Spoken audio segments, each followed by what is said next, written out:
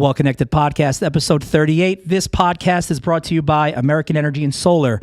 Las Vegas is one of the best cities in the country for solar, but buying it's very intimidating. Our friends at AES have simplified the process with its revolutionary Energy Freedom Instant Quote Calculator. Plug in a few basic numbers, such as your mortgage payment and energy bill, and get an instant estimate on what you'll be saving monthly. The best part, no hidden fees or sudden payment adjustments. You'll save thousands on your energy bill annually and keep your family safe when the power goes out, all for zero money down. Go to www.americanenergyandsolar.com to see why. Use the promo code WellConnected and you'll receive 10% off, and you'll also receive a $500 Visa gift card. Gino, welcome back. Yes.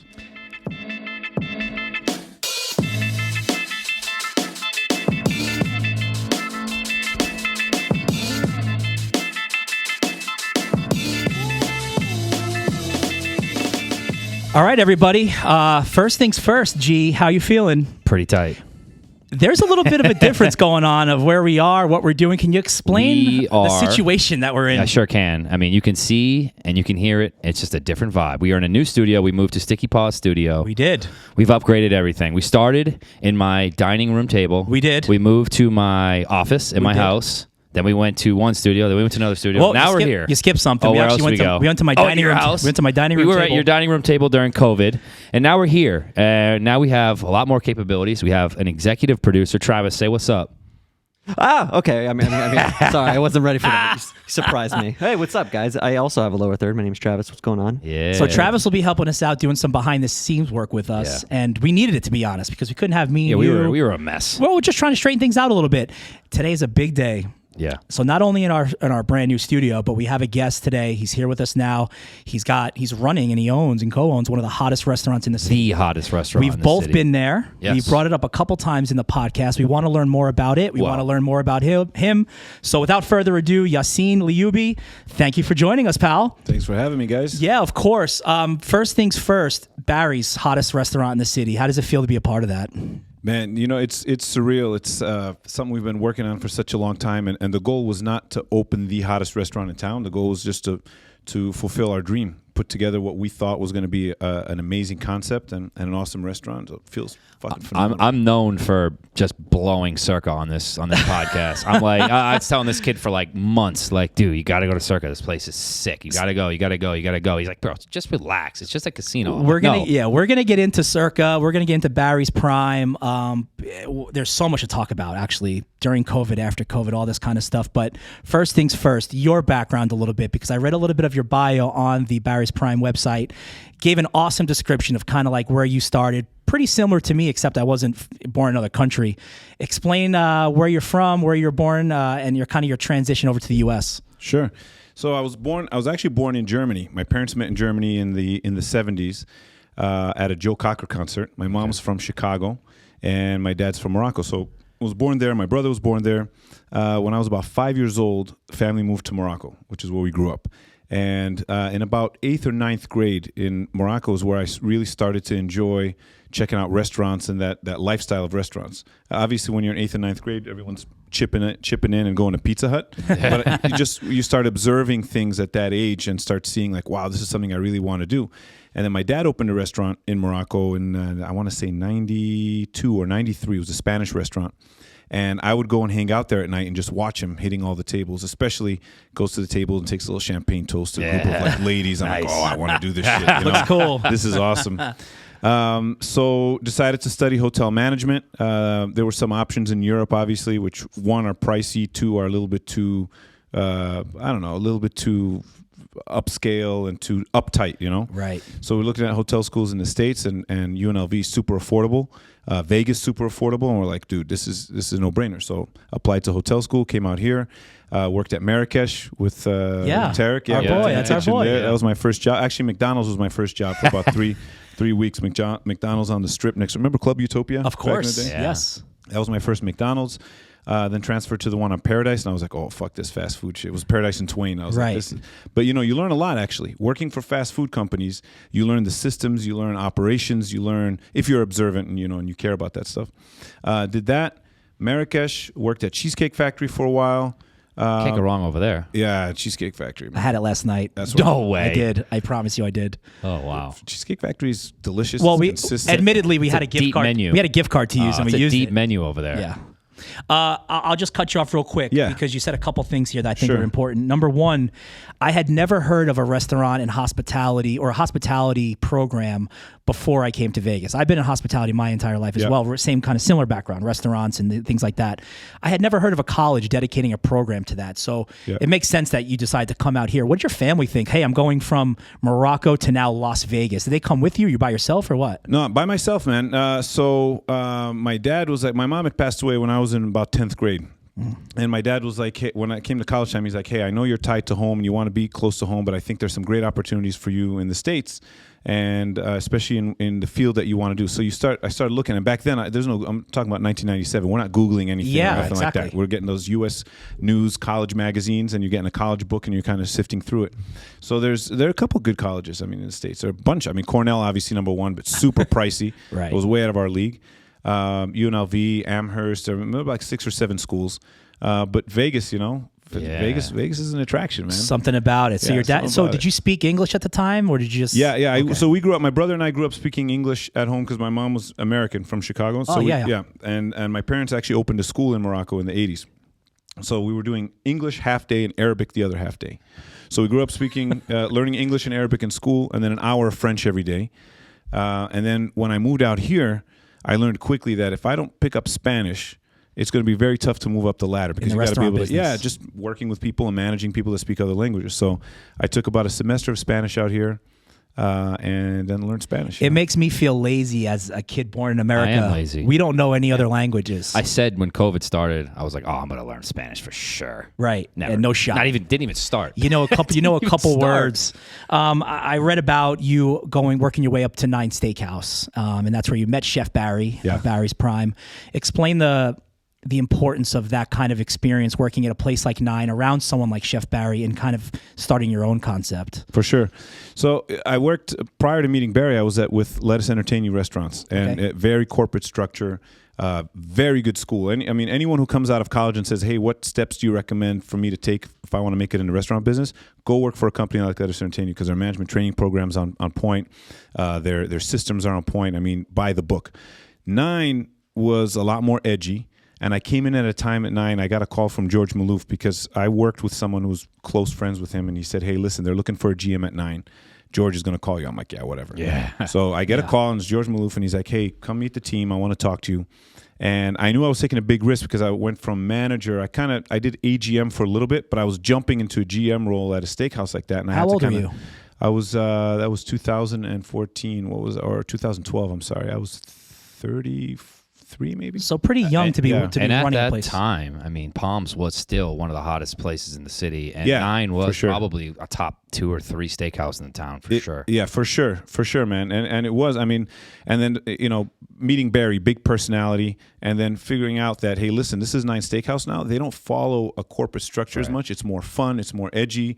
The who's who of Las Vegas goes there, and it took me about 3-4 months to get used to that and get that corporate mindset out, not lose it, but apply it towards the operational side. But when it comes to hospitality, it's Vegas, man. Yeah. You got to take it up to that Vegas notch. Absolutely. And you mentioned George Maloof, and for those who don't know, the Maloof family is the owner of the Palms.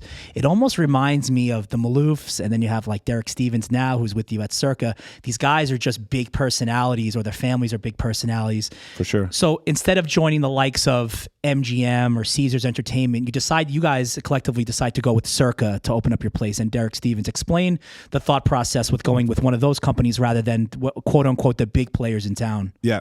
So, like you said, the Maloof family, very big personalities. They come into the restaurant all the time. Then we transitioned actually into Scotch 80 Prime, which again, now we're with the Fertitas. Yes. And they're Same thing. Another they're big very family. hands-on. Yeah, very hands-on.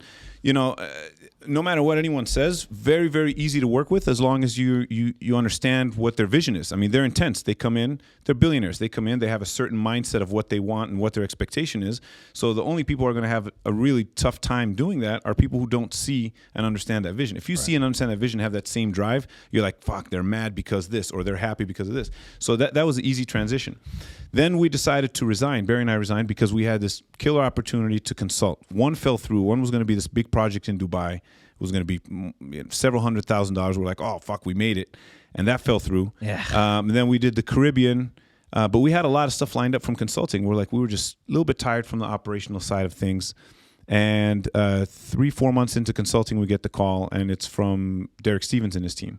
And they're like, hey, we heard you guys are jobless. You guys are out consulting. We have a space. I think they had someone else originally for that space. And we said, sure. So we sat down at the table and we said, listen, Steelman Architects built or designed their whole hotel. We said, we're in. The numbers worked out. Everything worked out. We're in. We have one caveat. We have to use our own architect. Our own designer. Our own designer. We were tired, man, of years and years in the restaurant business and seeing the same old steakhouses over and over. All black, all brown, all boring. Sure, sexy for a little bit, but not timeless. We're like, no, we got the team, we got the guys. And he agreed.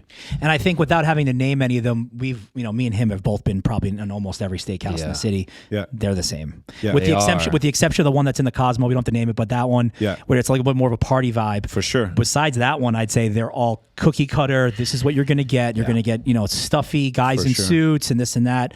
So it's kind of cool to see a new place in town. You talked about McDonald's. I'm going to touch on this real fast because I know that's an important. How do you feel about proposing $15 an hour for employees at McDonald's right now?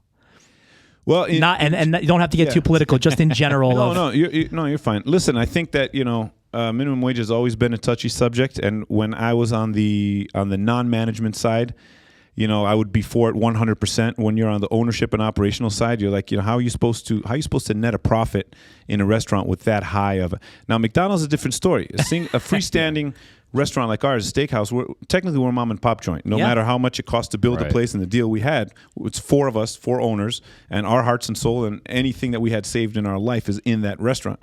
So for us, it's like, man, every penny counts. But I mean, how else are you supposed to survive nowadays, if you don't raise minimum wage back there? So it's a 50-50 shot. I mean, we pay our guys really well. We actually pay our people at the restaurant higher than what the downtown union contract is, just because we want to keep them. That's great. And that's the only way you're going to keep a line that can crank out 600-700 covers. If we want to do 600-700 covers or 1,000 when conventions are in town, you need an A+ line. You have to compete with the Strip. I've spoke about this a few times. My kind of overall stance, and I feel the same exact way you do. When you're working, you want more, and you probably deserve more. And when you're on the management side, you have to watch cost or owning side.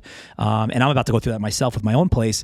But I've always said that the more you pay your bottom line workers, or quote unquote, the least money makers, or however you want to describe it, right? Your bottom level employees, the more you pay them, I have never seen someone regret the production you get back, right? The quality of staff. And you can see that, like when you go to Barry's, I mean, the service is amazing and the people are happy to be there. It wasn't like, when you go to some restaurants and like you get shitty service and people don't give a crap, you know what I mean? Like these people cared. They actually give a shit. Yeah. So you can tell. Yeah, that's awesome. We've both been to Barry's. Chino, you want to explain your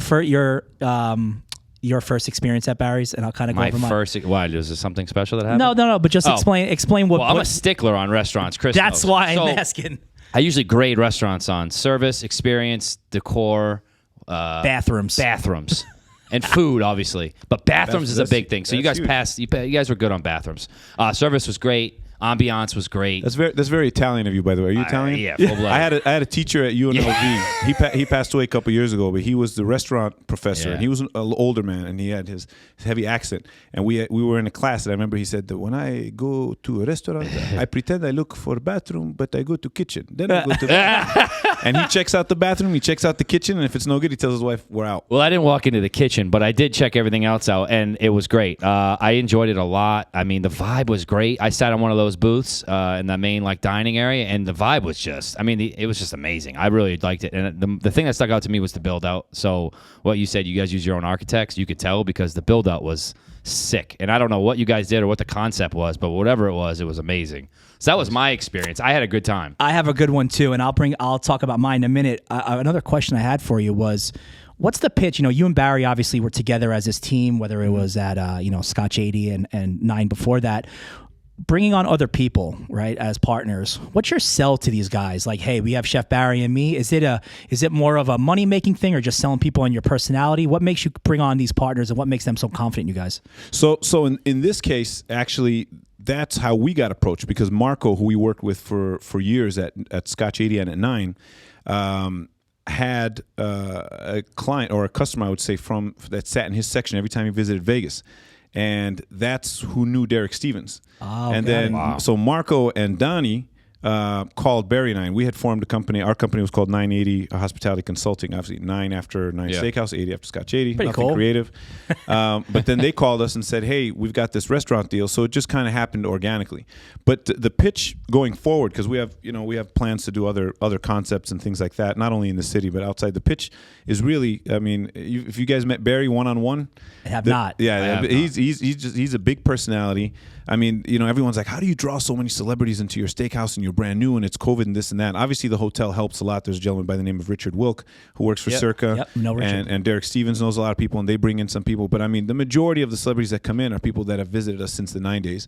And Barry stays in personal rapport with them, as do I, and as does Marco, via text. I mean, he's texting, Joe Montana and Frank Thomas, and they're just like friends. It's amazing. So, I mean, yeah, it's so- anything. It's relationship based. It's relationship based. It's 100% relationship based, man.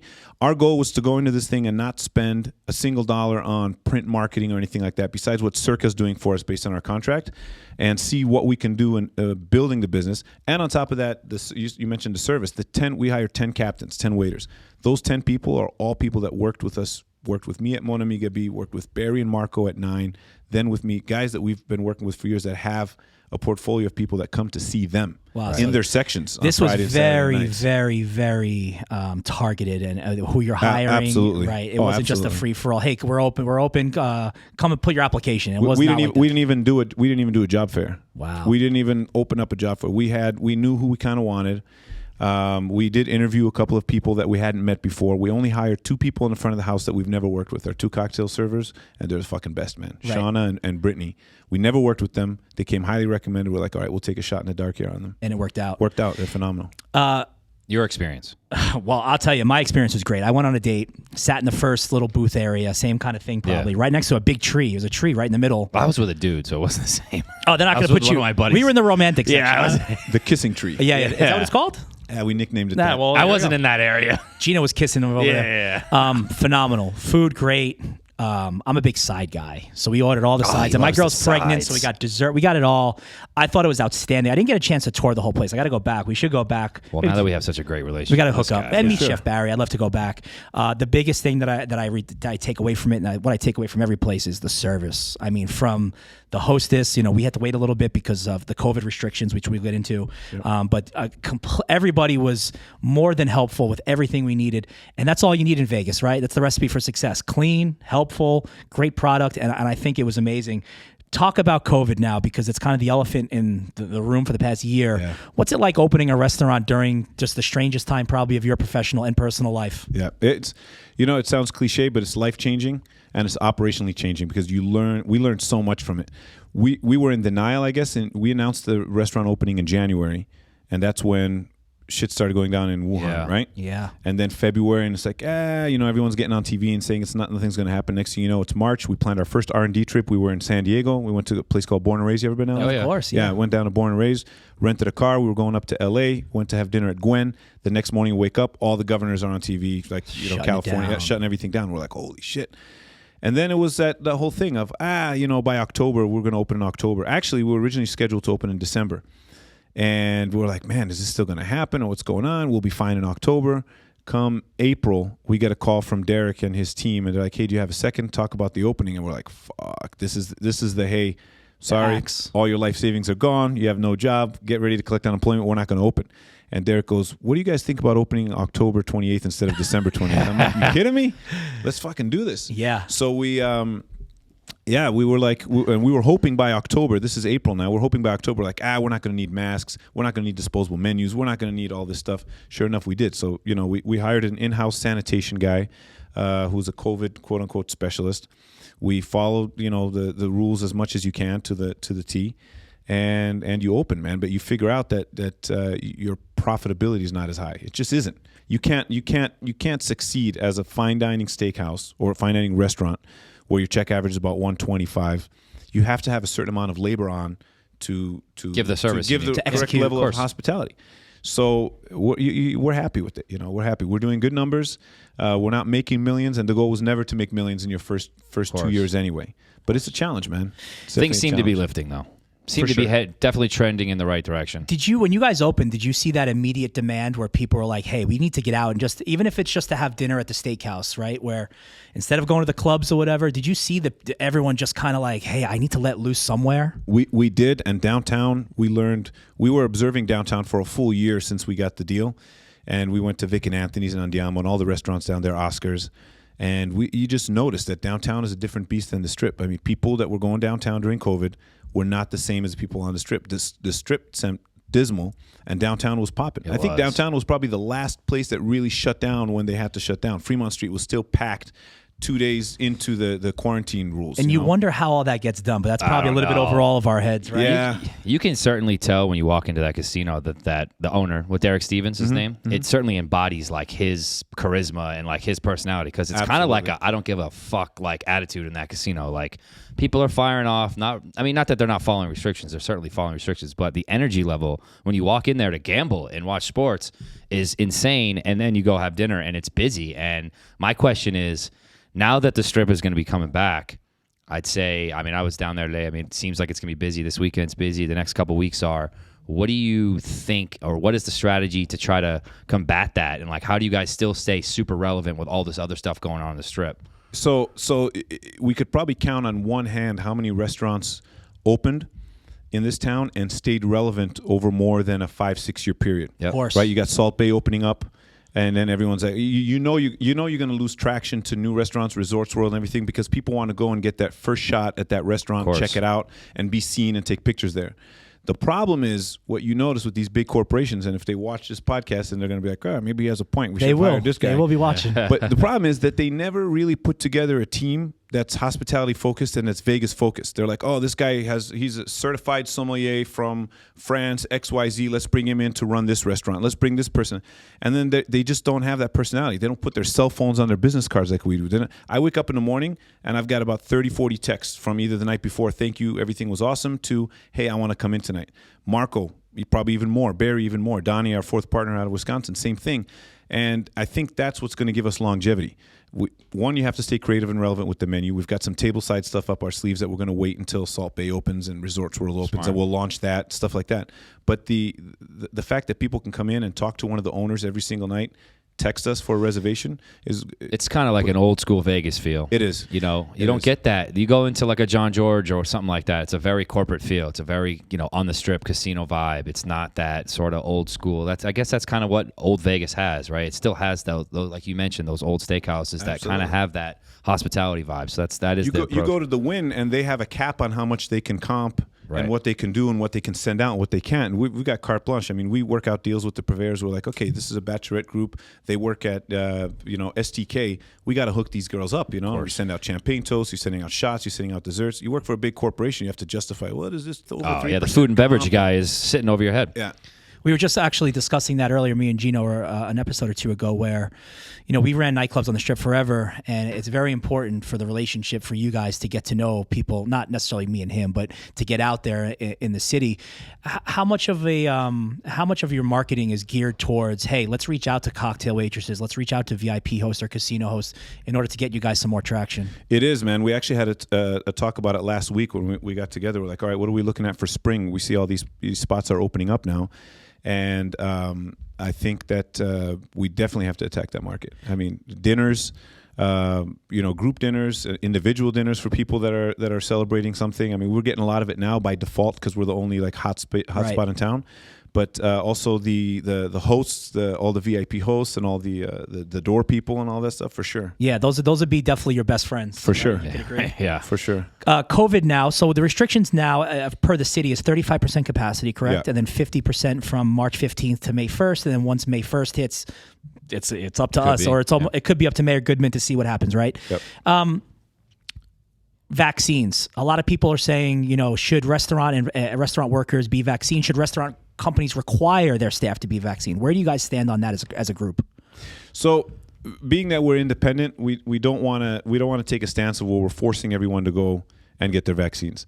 Obviously, the responsible thing to do, being that the way everything's being launched vaccine wise, like first it's first responders and it's medical field and teachers, that the consumer is going to feel safer if everyone in the restaurant's vaccinated. But it's a little bit different. It's not like a school, or it's not like anywhere where we can enforce it. So we're at a 50-50 stance on it. Yeah. We don't want to say, hey, go get vaccinated. But I would say about 60 to 70% of the people that work there are in line to go get vaccinated. Yeah, and I only ask, and it's not to put you on the spot or make you feel a certain way. I'm just very interested because there's really no right answer. You can't. I don't know if you can force somebody. I don't know the exact rules. I don't know if you can force somebody to put a needle in their arm over something they don't really know about or they don't feel comfortable about to just be able to go to work. So I think that's just kind of difficult for everyone to navigate right You gonna now. ask him About what? if he's gonna get it? He asks everybody. I do. I usually Do you? do. Yeah, You get a go shot? ahead. You know what? I'll answer honestly, man. I want to wait a little bit longer, and I want to see people start twitching. I mean, Fair enough. 6 months from now. I'll put it to you this way. I've been in Vegas for 24 years. Moved here from Morocco almost 23 years. I've never gotten a flu shot. Right. And I've taken the shots that were necessary as a kid growing up in Germany and everywhere else because you have to, and to go to school you have to get your XYZ shots. But I'm the kind of guy that if I don't have to go to the doctor, I'm not going to the doctor. Yeah. But now that I own a business, it's I should probably be a little more proactive. about being I responsible still for it. feel like it's gonna to the point where it's gonna be. Oh, you want to travel? Okay, let me see your vaccination card or whatever. Like, I don't think it's gonna be as simple as I don't want to get it. I think you're gonna have to have it. There's a guest that comes in to eat a lot, and he works on app creation and computer programming and stuff like that. And he was in the Middle East, and he was creating an app where you scan. If you want to, well, let me backtrack. It's the equivalent of a Ticketmaster in the Middle East, where that if you want to buy a ticket to a concert, you have to scan the barcode from your vaccination to be able to go. There you go. And this was about 2 months ago. He told me about this. So I was like thinking, now that I saw the Golden Knights games are a little bit more open and stuff like that, I was thinking that, hey, that might be a thing where you have to prove that you got vaccinated before you can get on a plane. I think that's where we're going. Might happen. Yeah, I read something today about New York where they're letting domestic travelers, I don't want to say the wrong thing. It was, I think, come in and not be quarantined where before they did. I think they're in that middle road of like, don't know whether we should fully enforce this or just say scrap it and people get sick, they get sick. And again, I don't have the answers. None of us have the answers. But I always like to ask people that because it's a strange time. You never had to think about that before. No. Favorite dish at Barry's Prime? I'm coming in. What would you recommend? Oh, man. Well, Got to do one. Barry steak, the rib cap. Oh man, Off the can't go wrong. charts. That's what Cannot go wrong I think with that's the what rib I cap. had. That's what I had actually. So if you're coming in, you're getting what app, what entree, what sides, because it's the big sides. You're getting the rib cap. For So entree. what I would tell you is the beautiful thing about our menu is that we were able to bring back some of the heavy hitters from the 9 Steakhouse days. When we went to Scotch 80, it was a lot more of a corporate culinary environment where there's certain things that just didn't make the cut because of their palate. We were able to put those back because we can do what the fuck we want. It's our joint now. So I would say you get the pot stickers and the steak tartare to start. I had the pot stickers. You got to get those. You go into, now if you're sharing, you do the lamb. We've got the Parmesan crusted lamb chops. Lamb chop, yeah. Off the charts. You have that and the berry steak. For a side, you got to do the lobster mac and cheese. You got to do the gnocchi, the tater tots. Throw green beans in there if you want to be a little healthy. healthy. You gotta have a little green. Well, something green in there. And then dessert. Finish with the man, we just put a new chocolate cake on the menu that's off the charts. But I would go baked Alaska and the carrot cake. Sounds good to me. Carrot cake's a classic steakhouse finisher. You talked about some new projects. You talked about projects outside the city. Well, what do you got going on? What's next? So, as much as we love fine dining and we love steakhouses, we do understand that margins in steakhouses, Tough. unless you own multiple, they're very tough. So we want to go the fast casual route. Not too much we can really talk about, but it's hotel partnerships, secondary markets, stuff like that. Awesome. I would say we're at least a year and a half out from spot number 2, at least. You talk about fine dining. Do you think? I don't know what the answer is. You could probably help out. I'm 35, right? Gino's about the same age. I'm 36 actually. Wow, Gino's the same age roughly. Do you see a decline in people our age wanting to go out and spend money on expensive dinners? Do you see more of that? Do you see kind of the same? What's up? Because you've been around forever, and I know things come in waves, right? So what do you see the trend for like millennials or people that are a little bit younger coming into places like yours? I wouldn't. No, I would say if anything, I see more people. I mean, the proof is in the pudding with our numbers from last month. It's COVID, and we did more in sales in February in our, which is a short month. We're 3 days short of 31 days, right, than we did in one of our better months at Scotch 80, and even towards the end of 9. So no, I think millennials are fine with spending money as long as they're getting that value, and the value all comes in hospitality. Taking your girl out for dinner is always a good look. It never gets old. Never gets No, old. no, I don't think it ever gets old, man. And especially the way we're bringing it back there with that old school feel when you come in. People Yeah. almost feel uncomfortable coming It's in. like casino. Yeah, they want to like come in casino. dressed up and yeah. I always like to ask people that come in that are in the hospitality business in Vegas, you're not at work. Where are you going to hang out? Whether it's bar, restaurant, what are some of your favorite local spots? So my favorite restaurant of all time in Vegas, and I may be biased because I worked for Jose Andres and I opened Bazaar. I was a GM Place of is Bazaar Meat. unbelievable. That place is unbelievable. I It's love that so place, under the man. radar. I love that place. Unreal. But my favorite concept from Jose Andres in town has always been China Poblano. Have you been there? Yes, at I the have. Cosmo? I've never I been have. there. Cosmo. Oh man, they had to alter their menu a little bit. I was upset the other day. I went in. I was like, man, you're killing me. They took some good stuff off. They but did it's that at a coming lot back. of places. They took off You a lot have to, of man. the good hits at a lot of places. Yeah, just some dishes are more labor intensive and whatnot. But oh man, China Poblano. And then I moved downtown probably about 6 months before the opening, just to be close to work and be a 2-minute drive from work. And a lot of great spots down there. There is. I A hang lot out of down hidden there a gems. lot. That was Yeah. kind of my next thing for you, downtown Las Vegas in general. Me and him, We differ. admittedly, kind of like, well, what was it? You? I'm more for. I mean, I like what they're trying to do down there, and I hope it continues. And I'm like a once every 2 months I may go ventured off. Although Circa, I like to go hang out and gamble and stuff. But as far as venturing down there, it's a lot of sketchy people down there. Chris is more like, I'd rather not go down there. It's true. I went to Circa, I went to Barry's, and I took my girl there. Same thing like you said. Go there, get the girl, take the pictures, whatever. Amazing. He was like, how often do you go down there? Not very often. And the number one reason is safety. Safety is always a thing with me having a girl.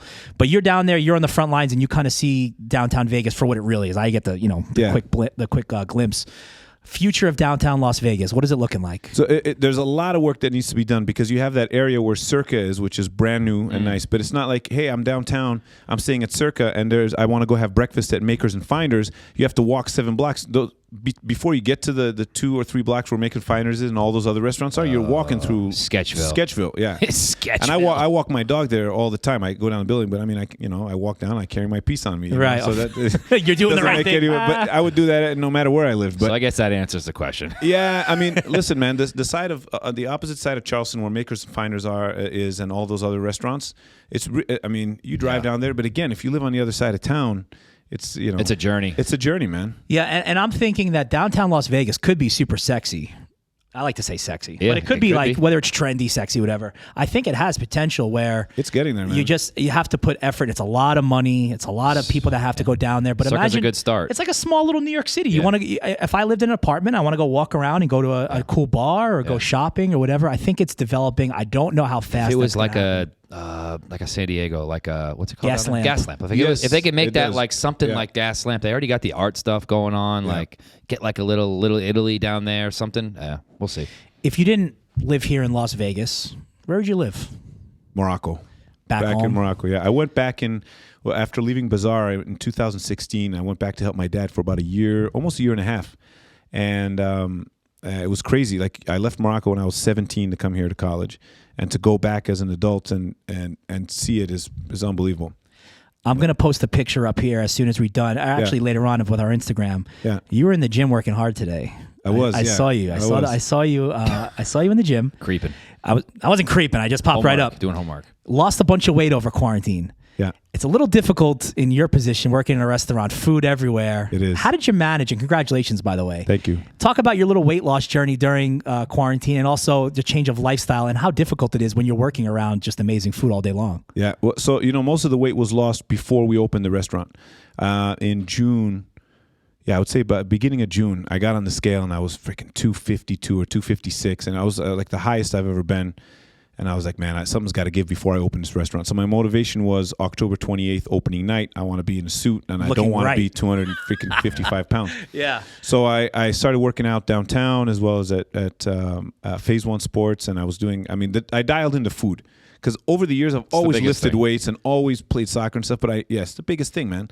So I dialed into food. So from June through October is where the most drastic change took place. Then after the restaurant opened, since October, I've dropped maybe another 7-8 pounds. body fat's kind of constant, saying the same thing. It's because I'm finger banging the Oh, pastry yeah. department every Right. night. I'm Crushing. eating, I'm drinking. Pot stickers here and there. Sending shots out to people. Hey, Yeah, do a shot with us. yeah, Okay. it's So tough. It's tough. It's tough, man. It's tough. But the good news, I haven't gained weight in the 3 months we've opened the restaurant. That's so impressive. I'm not going the other way. Just look, you have a different relationship with food now, period, probably, right? Like you just For look sure. at it completely differently. For sure. Well, thank you, man. We appreciate you coming by. We're definitely going to do probably something me and you together. I down gotta there. bring. My wife hasn't been there yet, so she keeps saying, and she's like a gambler at Circa, so she keeps saying, "When are we gonna go to Barry's? When are we gonna? I'm gonna go. We're gonna go. I'm gonna take you." So Let me you'll, know. You'll see me Yeah, soon. Send me a text. You guys- Amazing. Maybe Travis will come too. Travis, what do you think, You wanna buddy? go to Barry's? Make a stop over at the Circa with us or what? Sorry, I was sleeping. What was shit. what's going on? Yeah. It sounds really good. I think, you know what? I don't go out very often, but I gotta bring the girl come there, on. you know? Step out. We'll do a Gotta nice bring the date. girl.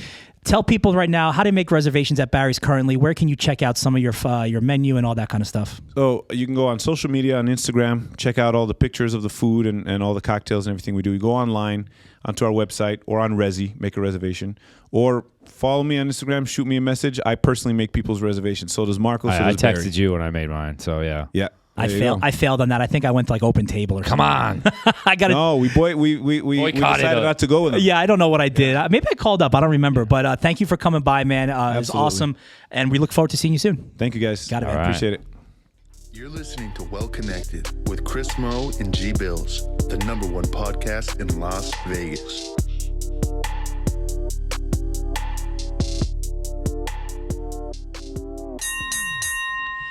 We are back, episode 38. Wow. What a cool guy, huh? What a guy. Yassine over at Barry's Prime. If you haven't been there yet, we just recommend going. Travis committed to coming with us now. Yeah, so he's coming. Can't get out of that. You better watch out. Yeah, well, listen. I'm a big eater. Are That's you? all right. That's Yeah. all right. We'll owe you a dinner after this. We'll find out. Let's get into some Vegas stuff now. So much going on. He got me all juiced up talking about so Vegas. much happening. Well, the biggest thing right now is pool parties. Yep. You are part of Hakkasan Group Hospitality still. Yeah. Talk about some of the openings you guys got going on. Yeah, March 5th, which is tomorrow, Wet Republic opens. Never heard of it. Yeah, it's a good spot. It's over at MGM. A bunch of other places open too, though. Encore Beach Club, Daylight, Marquee. A lot of places opening. It looks like a busy weekend, and it looks like Vegas is back. Phones ringing right now, reservations being made. COVID restrictions are still in place. Still in place. But if you want to come party in Vegas, you're going to spend a little bit of cash. money. So hit up Gino if you want to make a reservation sure. somewhere. Also, Virgin Hotel announced March 25th opening, formerly known as the Hard Rock. Yeah. And you guys are opening up a restaurant there as well. Yeah, Casa Calavera. And what's Mexican it- restaurant. what's it about? It's a Mexican restaurant, similar like a Javier's or something. It's a good spot. It's a When hot I spot. sit down at a nice Mexican restaurant, Who doesn't It love doesn't it? even have to be me. It doesn't have to be a nice restaurant. When I sit down at a Mexican restaurant, Yeah. I want chips and salsa dropped immediately. I want chips and salsa, and if I don't have guac within 3 to 5 minutes, I'm out of there. I'm gone because that- I'm ordering it right away. All right, that's fair enough. I want to. It's like I'd say a Mexican restaurant. Guac at a Mexican restaurant is like a chicken parm for me at an Italian restaurant. It's just a must. It's or I you want should to do try it, it right. out. I want to see if it's any good. That's fair. Yeah. We have we're going to be taking advantage of the new Las Vegas Convention Center, a $900 million extension, right? World of Things Concrete. are happening. World of Concrete is scheduled to go on June 8th, which is one of the big money makers. I know they kind of rescheduled Yeah. to June, but they're committed to being in Las Vegas now. And this is big news because they haven't had a convention kind of just like commit, you know? They've all pulled out, and everybody knows the city's lifeline is conventions. So we need that. We need that, 500,000 people pumped into town, to spend money at restaurants and places and this and that. People might not understand how important the convention world is to Las Vegas. Conventions are the lifeline for not only the slower months of January and February, it just brings tons of awareness and notice to parties. I mean, private events. Just think about how SEO if you, events, yeah, yeah. exactly. If you've got 200, 300,000 people in town, well, guess what? Every single one of those people has to buy a hotel room. They have to eat. They have to buy plane Yeah. ticket here, to spend money in the airports, the hotels, the restaurants, the clubs. It's billions of dollars or hundreds Right. of millions or billions of dollars. So happy that the ball's rolling. Yeah. I guess that's all we can really ask for at this point. Listen, I said it earlier. It seems like we're trending in the right direction. COVID vaccines, Las Vegas or Nevada, there's 24,000 Just ordered, right? of the just ordered Johnson & Johnson one-shotters. I want one Bam. of those babies. Just a one-shot. I want to be one and done. It's pretty effective. It's more effective as time goes on. I was reading about it today because I want to get that as well. Yeah. It's about 65% early, but then as you go on, it becomes up to like 98%. What does that mean? Well, because it has to run its course. You get a shot, you're not all of a sudden immune to a I disease. want the one hitter. That's what I want. You don't want to have to go back. I mean, no, because then plus I keep hearing everybody, like my boy just got the second shot of whatever it is. I don't know what brand it is. Right. And he got sick after the second one, which everyone does, like for a day. Another thing, now that World of Concrete's here, it reminds me about music festivals. Yes. Life is Beautiful. Yes. September, full go. EDC so far? Go. Full go. No one's This canceling. shit's crazy. So I think we're on the right track. I think clubs will be soon to follow. May 1st seems to be the date. Is it me or is it like I can't even mentally like get back to that place in my mind where it's like, oh, we're back to normal. I don't know. It just seems like it's not even real. You know what I mean? Well, yesterday, Texas announced that they're losing the mask mandate. No more masks starting next Wednesday. Not I guess, giving a fuck. and open 100%. So we're going to open and we're going to do our thing. Alabama today, they won't extend their mask mandate past April 9th. I don't know why they chose that date. April 9th. April 9th. Strange day. The governors, I guess that was their original mandate. And they said, we're not going to extend it. People have to decide. I flipped. Now, I'm on team. Do what you want to do at this point. Okay, I I'm really fine am. with that because people just are over it. What is the stance on Mayor Goodman? Can she make that call in Vegas? So starting, but can she make a no mask mandate in just Vegas? well, right now, or is that a governor May thing? 1st, it's until May 1st. It's up to the governor. After that, it's going to be Mayor Goodman's taking control. Basically, that's how it goes. Okay, so on May 1st, she can say, let it rip, 100% capacity, She could. whatever. And she can also say, no mask in Vegas? Or that's big dog? Not That's sure. Sisolak. Not sure about the mask mandate part. The capacity is 100% Okay, on so, her. I mean, she's going to let it they rip. might go hand in hand. They've always kind of been opposite, right? Well, I'm saying they might go hand in hand as far as if you can be open, then you don't have to wear masks. Like she might be able to make the decision on both. I don't know. I feel like Vegas will hold on as long as they can to because optically from an outsider's point of view, wearing a mask still seems like the safe thing to do. I mean, it is the safe thing to do, but You think they'll so? hold on as long as they can, in my opinion. I hope so. Let's move on. I'm sick of COVID. I mean, it's terrible. Sports, cool stuff. Really Let's talk cool about some stuff. cool stuff. What about the sand selling? No, the sand selling is kind of cool. I mean, it really has no effect on us. So It's trash. the cool thing about the sands actually selling is that it just shows that Vegas real estate is still worth something. What was it? $6.25 billion. $6.25 billion sands properties. That's a chunky amount. And actually, they made. I was looking at their revenue in 2019. They made 1.8 billion in Vegas, but in Singapore and Macau, 3.1 billion and 13.7 billion. So that's what they said. They said Vegas is great, but we're going to Small- go reinvest into Small Asia. potatoes. Yeah. Asia's where the money's at right now. I think we're just an established market. There's kind of like no growth. We just hit a ceiling every time, even though we make money. Our Raiders. Oh, We had a lot of news last exciting week stuff. that they could get Russell Wilson. They were the odds-on favorite if there would be a trade to get him. They're at 4-1. Now it's kind of fizzling out. How do you think about our team going forward, to looking towards the draft in a couple weeks?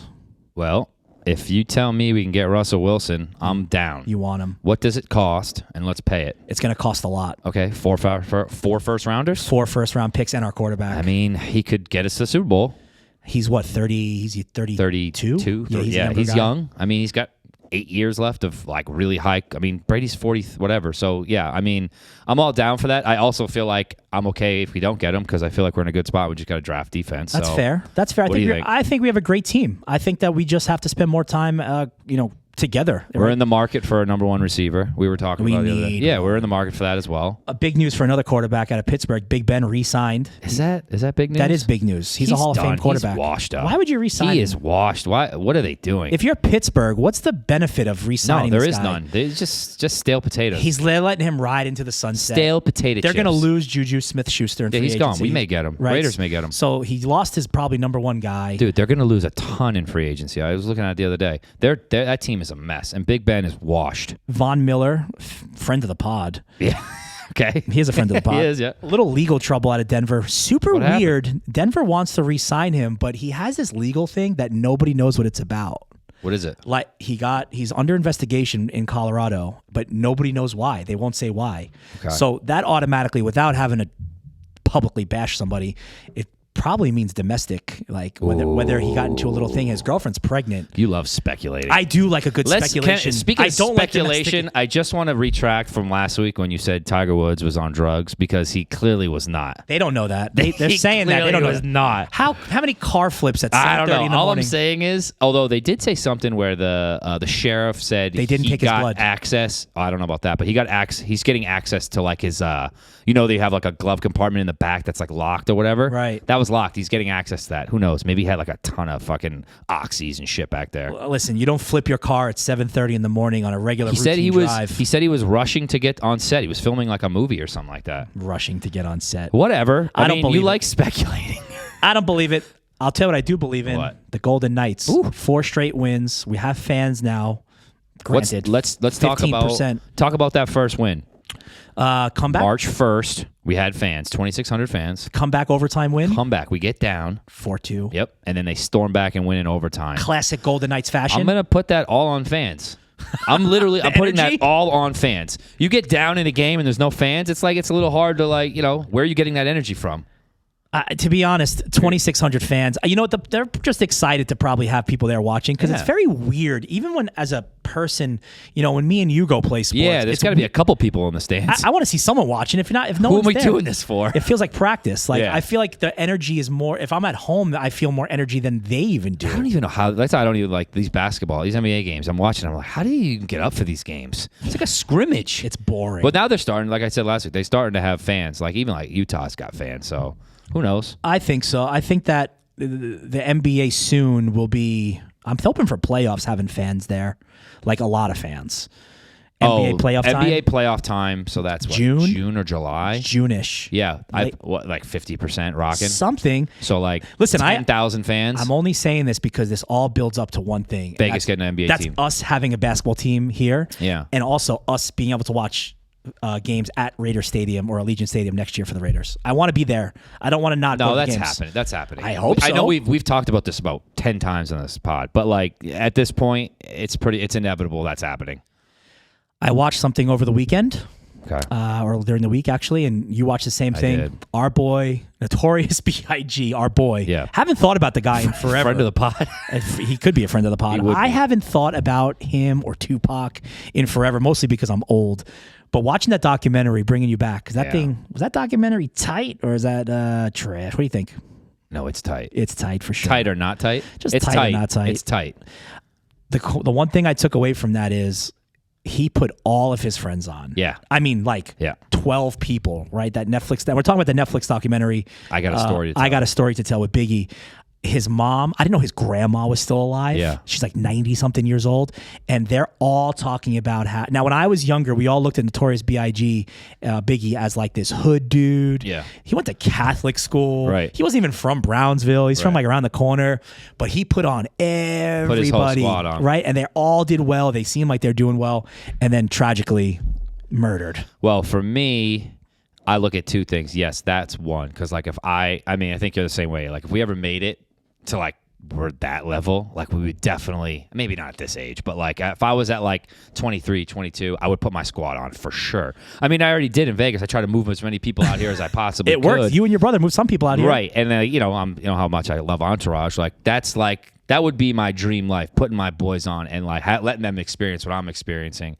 And they all have money too. If you look up those dudes, they all have some money too, which is dope. Right, because they did something afterwards. Yeah. And the second part is just, how much good music did we miss out on? You know what I mean? We got robbed of so much good music with him and Pac. How many more albums would 15 more albums? How many albums did Jay-Z put out? You forget how young they were when they died. They were we got mid-20s. fucking robbed of 2 generational talents. We think about Diddy being like this. It's just hard to see Diddy because you know that he got popular because of him. He did. He made Diddy originally. And now Diddy's this super wealthy, whatever. It's almost hard to look at it and be like, come on, man. Your success was directly... there was all those conspiracy theories years ago. Like, did he have anything involved? I definitely don't think that. But I have like this little part of me that doesn't like him because he just rode making all those like "We Miss You" songs and like that was just kind of a weird thing for me back then to watch. And now that it's much years later, obviously I don't. So what are you saying? You think it's? I just think it's odd that Diddy became so rich and famous at the hands of his friend dying. Well, I don't know. I feel like... Does that make sense? Did I say it the right way? Yeah, no, I get it. But I feel like he also helped make him who he was. Like nobody... If you watch that doc, I mean, he was really nothing until Diddy found him and got him out of selling drugs and all that shit. I mean, whatever. Plus, he built Bad Boy. I mean, he is pretty generational, like an entrepreneur and just everything. He's got his hands in all kinds of stuff. Well... I'm happy that we had a documentary to watch because Netflix seems to be having the same shit every single week. Oh, that was great. And now they re-upped. Maybe it's the first of the month. Netflix, it's just hard to like keep up with the shit they're spewing out. You look at that top 10. Right. And it's like, all right, it's number one. Well, it's got to be good if it's number one. I watch it. I'm like, what the fuck is this? I'm watching right now. It's terrible. Yeah, a lot of the Netflix made for Netflix TV shows really turn me off. It's like they rush them all the time. What is there like? Is there like an algorithm for what's top 10? Like, is it like how many times like it's been watched? Whoever pays the most ad money to them. That's what I'm asking. Like the shit I see that's top 10. I'm like, how is that a top 10 like option for me to watch? It's terrible. So you think it's like who's paying the most money to get up on that list, or you think it's secretly an algorithm of how many times this thing is watched? No. Secretly, I think it's who's actually giving them some marketing dollars and saying like, "Hey, promote my shit. Here's $4 million bucks." A Duffy. I don't even know cash. how like they get paid. It's a whole. It's what's weird is I didn't tell you the story. One time, they definitely get paid by streams. Well, there was a time where I was an Uber driver in Las Vegas, short period of time. Yeah, I did it for like a winter, and I actually had the Netflix CEO. I forgot the guy's name. Yeah. CEO in my car. Okay. And we just were talking. He's like, I don't want to really brag. Turns out I looked him up. He's the CEO of Netflix back in the day. And he was talking about he was all drunk. Oh, we're going to raise prices from $9.99 to $14.99. I'm like, what does that mean for you? He goes, couple billion? That means like $2.8 billion to us. And you're like, damn, these guys are crushing it, but I don't know how much these people make. The whole concept of it is just strange. Any of these like streaming or any like social platform, like imagine if Instagram was just like, oh, it's going to cost 99 cents now. Sorry. You do it in a second, and how much money would they make? Yeah. Fucking billions. A ton. Right? Like any of these streaming platforms could just say, hey, sorry, it's not $12.99, now it's $13.99. No problem, you'll do it. Yeah, I'll always do it. I think... but the way they get paid, by like whoever made that documentary, it's definitely gets paid off of streams, I would imagine. They have to. It's got to go off that. And also their own online platform advertising, things like that. Let's get right into it. World famous. Trash or cash, buddy? Trash or cash? We got 3 topics. We never discuss it with each other, and I think it's because... I like to see your reaction. I think we were going to start just telling each other to prep it, but your reactions are my favorite. No, yeah. We have talked many times like, hey, should we just prep this so it's a little easier? Nope, we'll never do it. We'll never do that. No one will ever let us do that. 3 topics. Or make us. It's either trash or cash. G, you always go first. What do you got for me, bud? All right. I'm going to go sports for the first one. All right. Cool. In an interview last week, Kyrie Irving, who's a weirdo, you know how I feel about him, but he's an amazing basketball player. He said in an interview, maybe they should change the NBA logo to Kobe. Oh. Is this trash or cash? Oh, my goodness. Well, that's tough. If I was to change it, I would change it to Michael Jordan. Right. So I'm going to say trash. This is not a knock on Kobe Bryant. This is Michael Jordan's the greatest basketball player of all time. Right. Nobody would disagree. Right. Why would it not be him? Right. There's no answer to that. If you're going to say because Kobe Bryant died, I get it. Okay. But this is so insensitive and it's tough. This is it's so a insensitive. Tough one. This is so terrible of me to say, but like, how many baseball players have died, and why isn't Mickey Mantle the logo, or Mike Trout one day will be? Right. It just, I don't know. If you're going to change it, make it the greatest basketball player of all time, or just keep it the way it is. Trash. Okay. I'm gonna go trash as well. I thought the opposite for you. You want it to be LeBron James? No. I don't want it. I don't want it to. I mean, right now it's Jerry West. Apparently, like that's what everyone says. They think it is, which is weird to me. Like, why is it Jerry West? He's only the 4,000th greatest basketball player of all time. Yeah, like Jerry West does not. It is trashed. It would not be Kobe, in my opinion. Okay, just because, and I'm very sensitive to him passing away, him dying. I'm very sensitive to that. Kobe is maybe a top 10 player of all time. Yes, maybe. definitely. Yeah, definitely. But he's top 15 for sure. however, whatever list, it's all objective, but he is not the GOAT. He's not in the GOAT discussion, so he should not be the logo of the league. That's trash. That's fair. I mean, I'm actually shocked that you went that way because I thought that you brought it up for that reason. Well, because maybe I would say it should be changed, but it should be changed. I do think it should be changed, but not to Kobe. Listen, let's be honest. The NBA is made up of 98% black guys. Right. It should be a black dude. Yes. Not a small little white guy from the 60s. Yeah, that's not a revelation. That should happen. No, definitely. Not some white guy who's actually, he's a great, he's an executive, he's an executive for the Clippers. But it's just weird. Let Michael Jordan be the symbol. I'm fine. The little jump man. And I'm fine with that. We'd all agree. Moving on. My first one, Trash or Cash, Gino. Speaking of Netflix, my girlfriend introduced me to something that I never, ever, ever did. I'm watching movies late night. The volume's a little down. Okay. She puts on subtitles, turns off the sound. Yeah. Or very low. Are you watching movies with subtitles? That Trash or Cash? Wait, so just Subtitles. like a normal show that's not like in Spanish? Correct. That's trash. You're not. You're not into it. Trash. We're not like 70 years old and have hard of hearing. Why? My parents watch. No, my parents are gonna get mad at me, but they watch everything with subtitles on. All right. My dad's got a hearing problem, so that's fine. I'm fucking 34 years old. I don't want subtitles on. Trash. I can tell you, this saved my movie watching experience. Okay. It's cash to watch shows with subtitles. Really? Even ones in English. And the reason why is I'm so busy, like either on the phone or with the baby. It's just nice to be able to peep up and not miss. You know how many times I've done like, what did he say? Oh, rewind. Wait, what Janet say? What was that? I missed that. I don't want to deal with that anymore. Okay. It's cash. I highly suggest you go back to trying it. Only time I'm into subtitles if it's like Narcos Mexico. Give me subtitles so I fucking understand what they're saying. That was weird because it was like they would... That was a great show. The subtitles didn't match the words that they were saying. So that was like a big thing with Narcos Mexico. So like it didn't match up. So like they would be saying stuff and it was behind. Let me tell you the worst thing on Netflix is the like shows made in like say like I don't fucking Bangladesh? know. Whatever. Bangladesh. And like it's clearly in their language, but like they're saying it in English from some other person speaking it. The and it's lips like are moving? Yeah, it's awful. Yeah, it's terrible. All right, so we're opposite on that one. Yeah. Okay. All right. Both of us follow many girls that we know in the city on Instagram, social media platforms, and we know that they're in relationships with guys. Yes. We know this from just being in town and hearing things, gossip. We both like gossip. We're both into that thing. But they don't tag them, their significant other on these platforms. For what reason, I don't know. Is this trash or cash, this move by girls? It's like that secret, I'm out to a really expensive dinner, but they're not paying for it. Most of the time. Vacations. What is this? It's trash. Show the guy. I always want to know who the guy's. A lot of times I'll respond, who took the picture? Right. Why is the picture? Why does the guy look like he's 6'3"? Why is the camera angle that high? What are you hiding?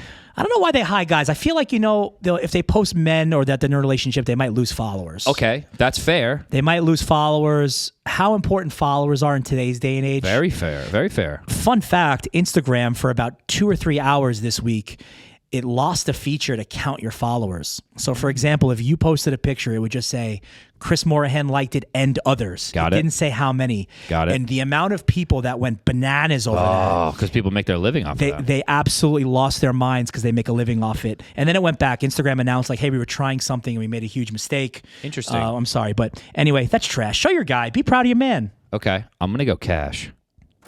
I don't know why, but I like the mystery of it. I want to know, like, why is she hiding this guy? Are they still together? Is she still dating Anthony? I don't know. Guy loves I can't the drama. figure it out. Loves the drama. And then, like, maybe like me and my wife will be like, hey, you think she's still dating John? She's not posting him anymore. Like, what's up with that? How Chances are they're not dating anymore if they're not posting each other. It's the best. I just saw one of my... I love when they do that. I won't name him, but I just saw my friend. I just happened to be on her page. We were talking. And all the pictures of her longtime boyfriend are just gone. Oh, that's the best thing, right? When we were like, hey, you think she's still dating him? I don't know. Check her Instagram and see if she took all the pictures down. And they're just gone. Vice versa. A guy he's so in love, and all of a sudden there's nowhere to be found. I mean, that was always and he's putting on move, too. He's putting on a headband and working out every day. That was always, that's always my the move. That's my move. That was your move. Listen, anytime you go through a breakup, you're like, all right, delete all my pictures of that person. And let me get to the jacked. gym. Let me get jacked. Let me get jacked for the gym. Fair. Speaking of that, Okay. my topic. Yeah. I did something this week that I swore I would never do ever again. Okay. There's a lot of those things I swore I would never do ever again. You always do them. This I generally do them again. Tanning. Okay. I said I would never go tanning ever again. I said that they cause cancer. It's awful. It's a waste of money. I knew we were going to be on camera today, and I was looking white. Gino, tanning booths in 2021. Trash or cash? Cash money. Nothing wrong with getting a nice olive glow and looking right, and you feel there's something about leaving the tanning bed. You feel better about yourself.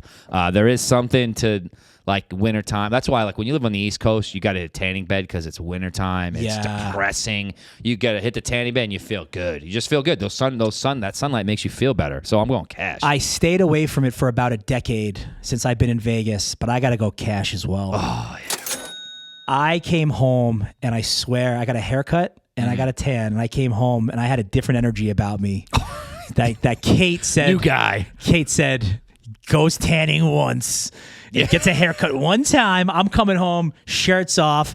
I'm just like, I'm cooking, in my underwear in the kitchen. Yeah. No big deal. It's nothing. Hair's flowing. Hairs are everywhere. Just my fade is tight. I'm gonna go cash. However, I was so unprepared. I forgot what tanning. Yeah. Well, I also saw you did a stand-up, which is trash. Drop the trash, Travis. The stand-up bed, the stand-up booth, there was a reason for that. I read online that where I was going, the stand-up was more effective, and I think it's true. My ass is burnt, and I went on a low level. It's completely burnt.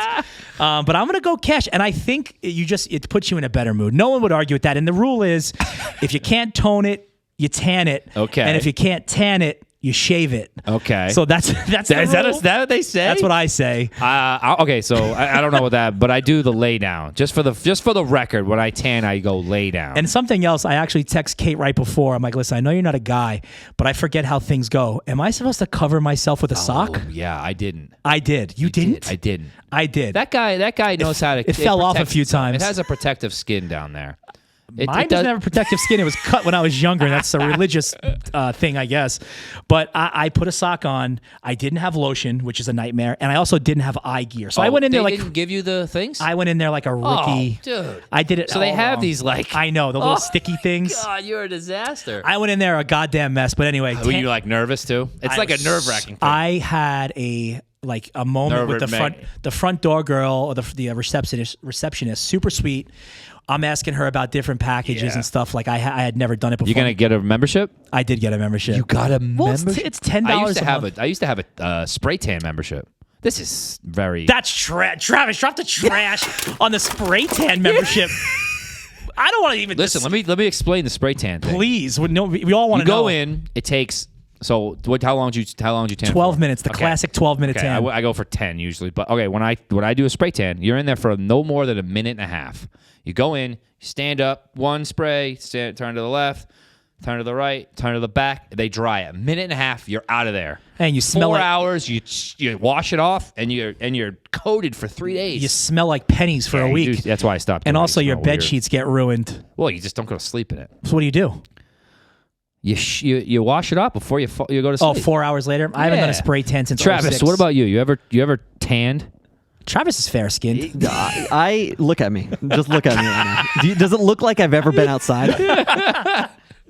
No, I've never done that. I have a gym membership to EOS, and they still used to have like a tanning bed. Yes. Oh, that's tight. Coronavirus doesn't allow that though. No, laying down with that is tight. Planet also, Fitness used to have tanning beds in the gym. That is a great concept. I was so disgusted by gym tanning beds because not sanitized properly. It doesn't seem efficiently sanitized. Even before COVID, I don't see how they made it work. We're on tanning way too long. All right, I'm back up. All right, I was supposed to travel this past week, but I had canceled it just because things are heating up in Vegas and things are heating up for the podcast, and it's just too much work. But I was going to travel. I was going to go on a plane. And my wife always carries these neck pillows, and I just don't know what to feel about these things. What do you think? Are these things trash or cash, neck pillows? Admittedly, I've owned probably 50 of them because every time I buy one at the airport, I lose it. So I'm going to go trash on neck pillows. You see me fly. Yeah. I have a flying outfit. Yeah. Which I fly in shorts. Sketch ball on the plane. I fly you in are a sketch ball I to fly travel in with. sweat shorts, which you think is weird. Yeah. and I always carry a hoodie, and the reason why is I like to take off my hoodie and lay on that. Yeah. Because neck pillows to me just not very efficient. I can't believe we haven't came up with something. I am cash on the ones you could put your arms in and put your head on. Oh. Like they're like little cubes or like triangle looking things almost. This is fun. But neck pillows, garbage. You waste so much money. They're like $40 Oh at my the God. airport. You always lose it. And then there's always someone that says like, oh, we need that. You don't need that. Put your neck back, lay down like a human. 2 things about me that you want to know, and Chris knows this about me. 1, you don't travel with shorts on. Because it's fucking weird. You always wear pants when you travel because... I completely disagree. Okay, okay, and I never have a neck pillow. I need airflow. This is trash. Mainly due to the fact that you lose it all the time. Okay, I'm going to stick to that common theme. It's a waste of money. I don't understand it. You never can get that thing in the correct position where it's like you feel comfortable. Never. I'm always in the middle somehow because my wife always gets the window seat. So I'm always in the middle, and I'm just like, you can't get comfortable on these fucking planes. It's, first class are butts at this point. Fair enough. It's trash. Last one for me. Taking my daughter somewhere this week, or I'm going to try to take her somewhere this week. I don't know if you've ever done this and been there. Getting a pedicure as a man, it seems to be a popular trend these days. It's good to have nice feet. Trash or cash? Pedicures. This for is men. Cash money. Oh, yeah, buddy. I'm a big fan of the petty. Really? I'm a I man. didn't know that. I go Manny and petty, my friend. You get both. This is a very metrosexual pod. This is very sketchy. Tanning and petties. Yeah. No, listen. It's relaxing. It feels good and it looks good. So all 3, check. I'll take all 3 of those. Does this have something to do with your wife being a part of a nail salon? No. I enjoyed them pre-wife. I enjoyed getting a mani pedi. It's relaxing. You can sit there on your phone and mess around. You like this? Oh, yeah, it's good. Yeah, I like it. Up until the age of about 32, I was just anti. Like, why do you need that? Yeah. That's weird. Now, cash. You go full pamper package and get the leg. Start rubbing your legs. It just makes sense to take care of yourself. And as an adult male, especially a guy that's got a little pounds to probably lose at this point again, you're carrying a lot of weight all day in your feet. Take care of your feet. Okay, next time you do it, go full. Try to upgrade to the whatever the nice packages and get the paraffin wax on your feet. What is so? that? What they do is you never had whatever. They wrap your foot in this plastic bag and it's like this hot wax. Oh my God! And they just let it sit for 5-10 minutes. There's gonna be a lot of questions about you after this podcast. Their feet come out so soft, so nice. Travis, pedicures. Yeah, I'm gonna go cash on that. Yes, Hell my yeah. guy. Perfect. That's for me. All right, cool. Thank you guys for watching and listening. I'm Chris Morahan. Please follow me at @ChrisMorahan_LV. My co-host Gino DePietro. Yeah, follow me at G DePietro. At G DePietro. Make sure you follow both of us, as well as the podcast on YouTube and Instagram. You can follow us down below at WellConnected IG and also our YouTube Well Connected Podcast. Thank you guys, and we'll see you next time.